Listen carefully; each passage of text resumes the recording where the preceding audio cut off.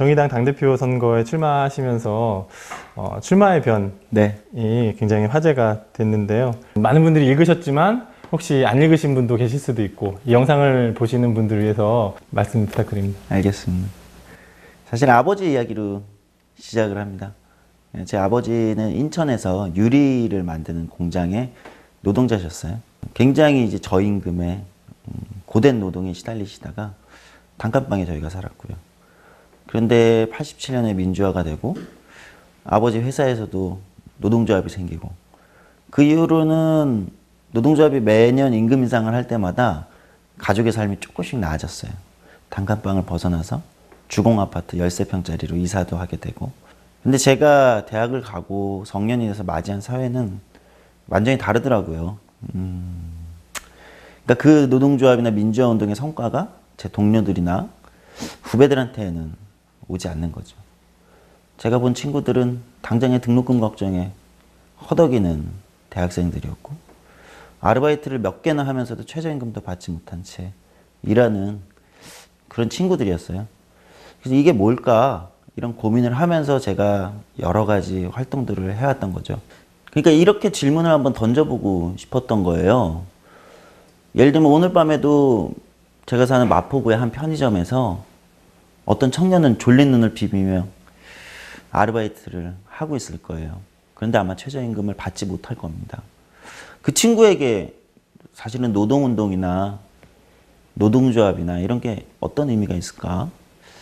또는 내일 새벽 6시쯤 되면 저기 노량진의 한 고시원을 청년들이 막 걸어 나올 겁니다. 그 친구들에게 우리가 민주주의라는 게 뭔지, 진보 정치라는 게 뭔지 이런 걸 한번 물어봐야 된다고 생각해요. 진보 정치 열심히 해왔지만 사실은 이제 좁은 곳에서 해왔다. 더 넓은 세상으로 나아가야 된다. 이런 말씀 드리고 싶습니다. 혹시 청년을 대변하러 나오셨나요? 그렇지 않습니다. 제가 청년을 대변하러 나왔으면 청년부 대표에 출마했겠죠. 근데 저는 진보 정치 전체를 대변하고 싶어서 나왔습니다.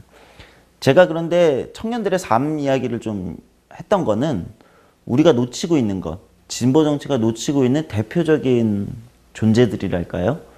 그 사람들로서 이야기한 거지 사실은 청년만을 대변하기 위해서 나온 것은 아닙니다. 진보 정치 전체가 우리가 주목하지 못했던 존재들, 청년들, 또는 노인들, 또는 복지의 사각지대에 있는 분들 이런 분들을 새롭게 대변하자 이런 얘기를 하고 싶어서 나왔습니다. 언제부터 정치를 하실 생각을 하셨나요? 사실은 제가 2006년도에 그리고 2008년도에 뭐 짧게는 6개월, 길게는 한 2년 정도씩 국회에서 이제 보좌진 생활을 했어요. 근데 그때 처음으로 정치가 굉장히 다이나믹한 곳이구나. 그리고 저의 성미에 맞는 곳이구나. 이런 걸 느꼈어요. 그래서 그때는 결국은 정치권에서 일을 해야겠다. 이렇게 생각을 했거든요. 근데 그때는 정치인이 되겠다고 생각하진 않았어요. 그리고 이제 청년 문제를 해결하기 위해서 청년 유니언을 만들고 나서 거기서 싸움을 하면서 오히려 그때 자각하게 된 것 같아요. 내가 정치인이 되어야 되겠구나. 그래서 내가 정치를 하자. 이런 생각은 오히려 청년 유니언 활동을 하면서 생각하게 됐습니다. 정치가 왜 그렇게 중요할까요? 중요하죠. 사실은 정치는 한 사회의 한정된 자원들을 어떻게 분배할 것인가 또는 재분배할 것인가 이걸 다루는 거라고 생각해요. 특히 그렇기 때문에 사회적인 약자들한테 상대적으로 약자인 사람들한테 중요하다고 생각해요. 그렇지 않으면 강한 사람은 늘 강한 위치에 있고 약한 사람은 늘 약한 위치에 있죠. 정치가 이거를 조율해 주는 거라고 저는 생각합니다. 사회를 그래서 유지시키는 거죠. 따라서 약자들의 가장 큰 무기는 뭐냐? 정치다. 이렇게 생각하기 때문에 저는 정치가 중요하다고 생각합니다. 예. 청년 유니온 활동, 그때 활동하셨던 말씀 좀 듣고 싶습니다. 어떤 일을 하셨나요? 다양한 활동을 했었죠. 최저임금 관련된 활동도 했었고 그 다음에 피자 업체들의 30분 배달제 문제를 제기해서 폐지시키기도 했고 거의 근로기준법에서 사문화되어 있던 주휴수당이라는 새로운 수당을 찾아내서 뭐 적게는 수억 원 이상의 돈들을 아르바이트 노동자들에게 돌려주기도 했지요. 이런 활동들을 했고 주휴수당이 뭔가요? 주휴수당이라는 건 일주일에 15시간 이상 일하는 노동자라면 자기가 정해진 시간을 다 일했을 때 하루치 임금을 더 받아야 됩니다. 근데 지금까지 이거를 받지 못하고 있었던 겁니다. 그리고 유수의 대기업들, 브랜드들조차 이걸 주지 않았던 거예요. 그래서 저희가 이 싸움을 했죠. 그래서 아주 유명한 대기업 브랜드 커피 전문점들이 이 체불된 돈을 아르바이트 노동자들에게 다 돌려주게 됐죠. 이런 일도 있었어요.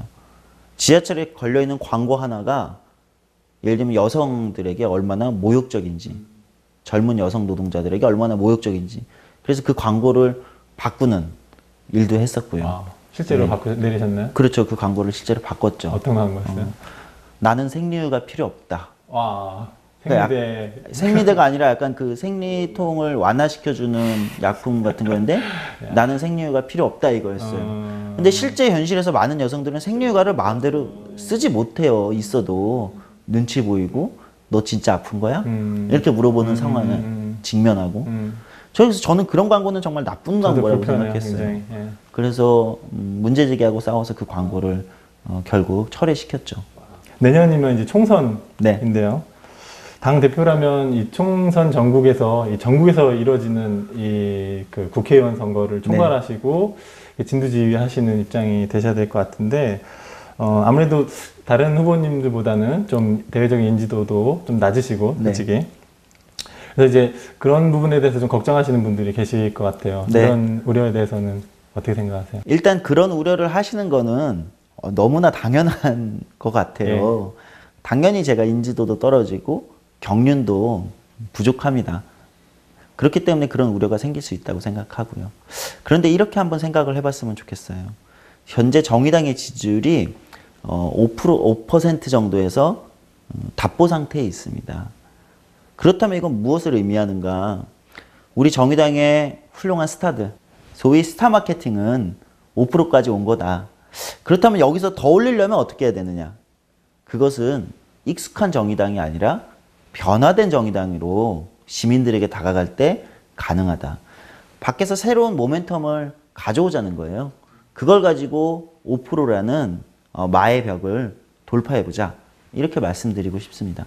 그러니까 당원분들로서는 뭔가 일종의 모험일 수도 있을 것 같아요. 네. 그런 분들에게 좀 고민하시는 그 당원분들에게 한번 말씀을 해주신다면요. 네. 제가 당대표가 된다고 해서 우리 당의 훌륭한 분들이 어디 다른 데로 도망가지 않습니다. 다 계시는 거예요. 예. 미국의 메이저리그 야구를 보면 좀 독특한데요. 야구단에 단장이 있습니다. 단장은 뭐 32살짜리 단장도 있고요. 굉장히 젊은 단장들이 있어요. 감독은 굉장히 경륜 있는 이런 분들이 하시죠. 그럼 단장이 하는 역할은 뭐냐? 팀을 리빌딩하는 겁니다. 재설계하고 팀을 조직하는 거죠. 그러면 감독이 하는 역할은 뭐냐? 그 팀을 가지고 전쟁에 나가는 겁니다. 경기에서 이기는 거예요. 예. 저는 단장의 역할을 하겠다고 말씀드리는 겁니다. 그래서 우리는 훌륭한 선수들과 감독들이 많기 때문에 제가 가진 비전을 가지고 우리 당을 리빌딩 했을 때 오히려 우리는 더 큰 성과를 낼 수 있다고 생각합니다. 정당을 강화한다 이렇게 하면 그 다른 후보님들도 네. 이제 강한 정당을 얘기하시는데 그거랑 그렇죠. 어떻게 다르신가요? 일단은 다른 후보님들도 다 강한 정당을 말씀하시는데 진보 정치가 정당을 강화하는 걸 중심으로 고민하기 시작했다. 이것은 굉장히 좋은 변화라고 생각해요. 근데 정당을 강화한다는 거에 선언만으로 되는 건 아니거든요. 구체적인 플랜이 있어야 된다고 생각합니다.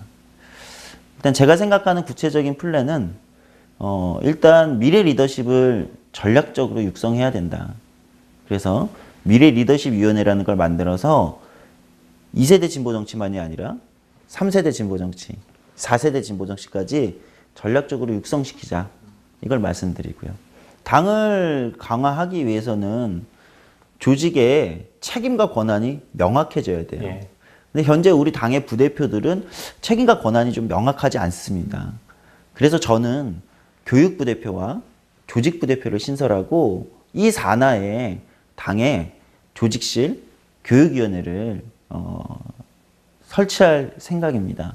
그렇게 되면 부대표의 권한과 책임이 명확해지기 때문에 이분들이 직접 사업을 지휘하고 집행하고 그리고 책임도 지게 됩니다. 이렇게 해야 당이 강해질 수 있다고 생각하거든요. 교육사업과 조직사업은 뭐라고 해도 당의 최우선 사업이라고 생각합니다. 또 하나는 조직이 강해진다는 거는 재정 얘기를 안 할 수가 없어요. 그러면 우리 재정을 어떻게 확보할 것이냐. 현재 우리 정의당의 재정 구조를 보면 당비 수입하고 국고보조금 수입이 국고보조금 수입이 전체에서 차지하는 비중이 한 70% 정도 됩니다. 이거는 조금 위험하다고 생각해요. 이렇게 되면 선거 결과에 따라서 사실은 당의 재정이 흔들릴 수 있는 거거든요. 그래서 이 70% 정도 되는 국고보조금의 비중을 한 50%까지는 해야 된다. 그러려면 당비 수입을 높여야겠죠. 예. 그게 필요하다고 생각하는데 당원들이 좀 더 내야겠네요. 그렇죠. 그렇기 때문에 제가 주장하는 거는 당비를 최저임금에 연동하자. 이렇게 될 경우 굉장히 큰 변화가 일어나게 됩니다. 최저임금에 연동한다는 게 어떤 건가요? 조금 더 설명을 드리겠습니다.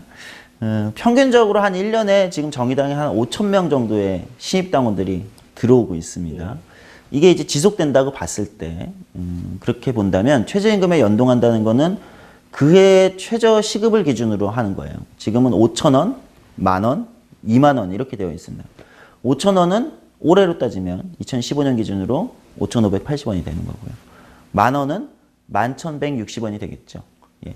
이렇게 연동하는 거예요. 그럼 내년에 만약에 최저임금이 5,580원이 아니라 6,000원이 되면 5,000원을 내던 당원들은 6,000원을 내는 거고 만 원을 내던 분들은 12,000원을 내는 겁니다. 예. 이렇게 했을 때 중장기적으로 당의 재정 구조는 굉장히 달라집니다. 그럼 아무래도 그 재원이 당원들의 어떤 그 당비로 네. 증가되는 부분인데 더 이게 지출을 해야 되는 부분에 대해서 예. 어떻게 그걸 당원들에게 돌려주실 건가요? 그러니까 그 금액적인 것만이 여쭤보는 게 아니고요.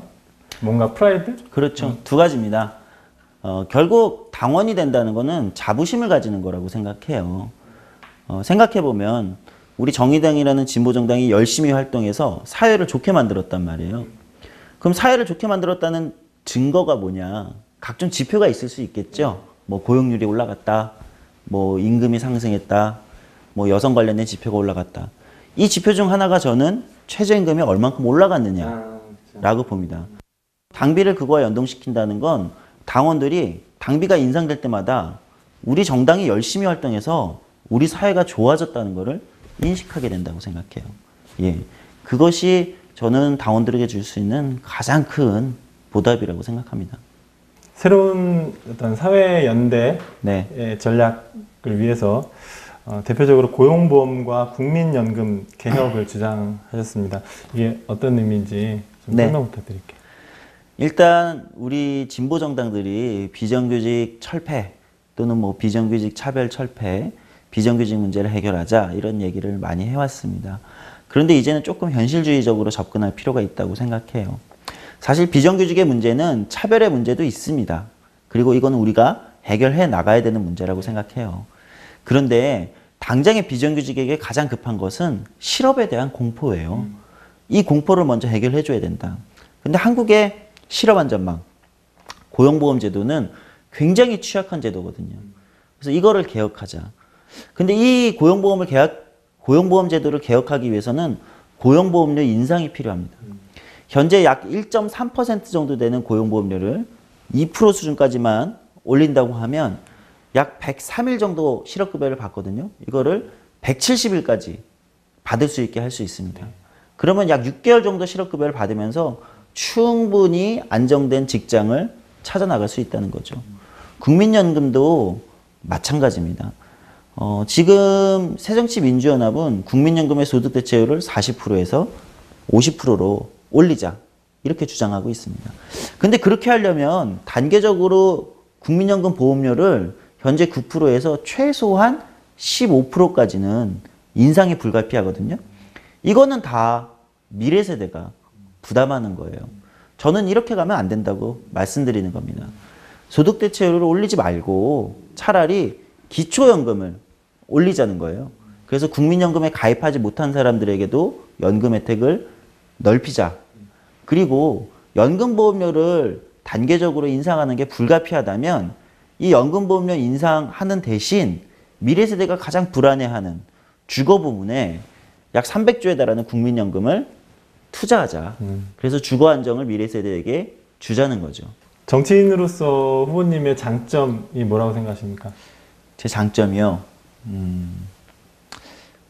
제가 가지고 있는 장점은 아무래도 타인의 고통에 제가 좀 깊이 공감할 수 있는 것 같아요. 저는 정치하는 사람에게 그게 굉장히 중요하다고 생각하거든요. 단순히 감정이입한다는 걸 말씀드리는 게 아닙니다. 그 사람이 돼보는 거죠. 얼마나 깊이 들어갈 수 있는가, 그 사람에게. 이것이 어떤 사회적인 문제나 갈등을 해결하는데 훨씬 책임 있는 자세와 진지하게 접근할 수 있도록 해준다고 생각해요. 예를 들면 등록금 문제에 고통을 받고 있는 대학생들 경우 당장에 대학이 무상으로 되는 게 중요하냐, 아니면 등록금 융자를 받았을 때 이자가 7.2% 정도 됐었어요. 그걸 감면해 주는 게 당장에 필요하냐, 또는 피자 배달을 하는 아르바이트 노동자에게 30분 배달제가 왜 위험한지, 그 친구들이 왜 30분 안에 배달하기 위해서 얼마나 불안에 떠는지, 이거를 절감하게 해줬고요.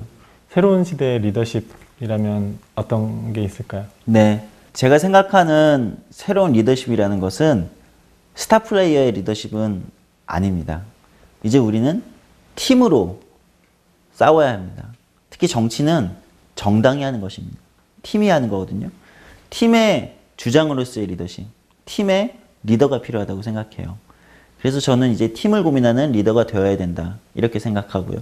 그것은 우리 사회 전체를 봐도 마찬가지라고 생각합니다. 정치나 또는 민주주의라는 제도는 시민들을 위해서 존재하는 거거든요. 정치나 민주주의를 위해서 시민들이 존재하는 건 아니에요. 따라서 정치나 민주주의가 자신들이 답을 다 내려놓고 이렇게 가자, 이렇게 가면 된다, 당신은 왜 이렇게 가지 않느냐, 이렇게 이야기하는 것은 바람직한 리더십이라고 생각하지 않아요. 오히려 설득하고 어떻게 생각하십니까? 이렇게 고민하고, 그리고 사실 더 고민해야 되는 건 평범한 사람들의 삶이에요.